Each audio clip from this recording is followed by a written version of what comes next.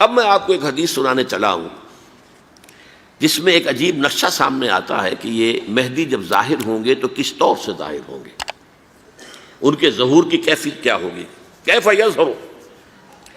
یہ روایت ہے حضرت ام سلمہ سے رضی اللہ تعالی عنہا، حضور کی زوجہ محترمہ ہیں، فرماتی ہیں ام سلمہ عن النبی صلی اللہ علیہ وسلم قال یکون اختلاف عند موت خلیفۃ۔ حضور نے فرمایا ایک خلیفہ کی موت پر اختلاف واقع ہو جائے گا، خانہ جنگی ہو جائے گی۔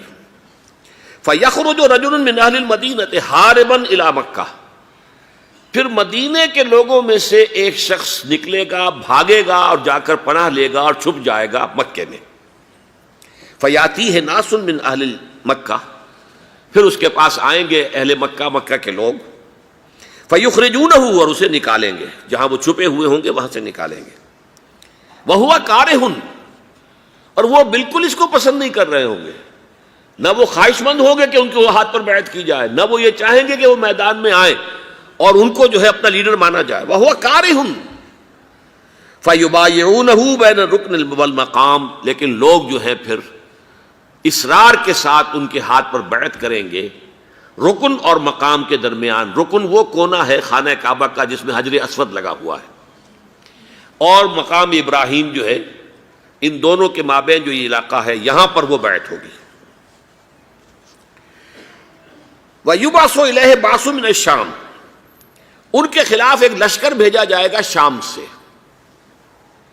نہیں کہا جا سکتا کہ باسی حکومت اس وقت کی جو ہے اس کی طرف سے کوئی مسئلہ اس طرح کا اٹھ کھڑا ہو، اس لیے کہ ابھی تو بہرحال باسی حکومت وہاں ہے۔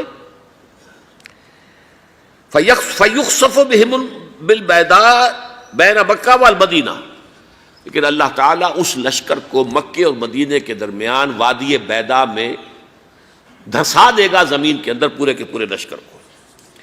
فَإِذَا رَأَى النَّاسُ ذَلِكَ، جب لوگ یہ دیکھیں گے کہ اتنی بڑی نشانی ظاہر ہو گئی، أَتَاهُ أَبْدَالُ الشَّامِ وَعَصَائِبٌ من العراق فَيُبَايِعُونَهُ، اب شام سے سارے کے سارے جو اولیاء اللہ ہیں وہ بھی آئیں گے، اور عراق سے جوق در جوق لوگ آئیں گے اور ان سے بیعت کریں گے۔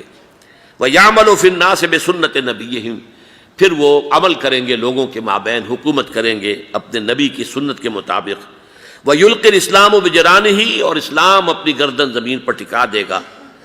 وَالْأَرْض فِي الْأَرْض، زمین میں۔ فَيَلْبَسُ 7 سنین، پھر وہ 7 برس تک حکمران رہیں گے۔ ثُمَّ يُتَوَفَّى، پھر ان کا انتقال ہوگا۔ وَيُصَلِّي عَلَيْهِ الْمُسْلِمُونَ، اور مسلمان ان پر نماز پڑھیں گے۔ یہ جو میں نے آپ کے سامنے نقشہ کھینچا ہے، اس سے اب میں ایک نتیجہ نکالتا ہوں، اسے بھی میرا گمان کہیے، اختلاف بھی کر سکتے ہیں آپ، اگر اس کو وزنی سمجھے تو قبول بھی کر سکتے ہیں۔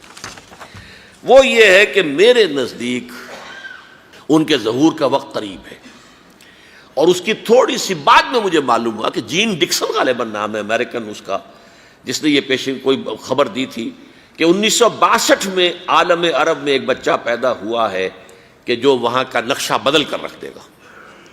یہ جین ڈکسن کی غالباً پیشن گوئی ہے۔ بہرحال مجھے اس کی پیشن گوئی سے کوئی دلچسپی نہیں ہے، میں تو جو احوال دیکھ رہا ہوں، یعنی اسرائیل کا قائم ہو جانا، اور اس کے بعد اب یروشلم کا مسلمانوں کے ہاتھوں سے نکل جانا، اور اب گویا کہ وہ الملحمۃ العظمیٰ جو ہے تلی کھڑی ہے، کسی بھی وقت جو ہے یہ جو ہے وہ لاوا پھٹ سکتا ہے، آتش فشاں پھٹ سکتا ہے۔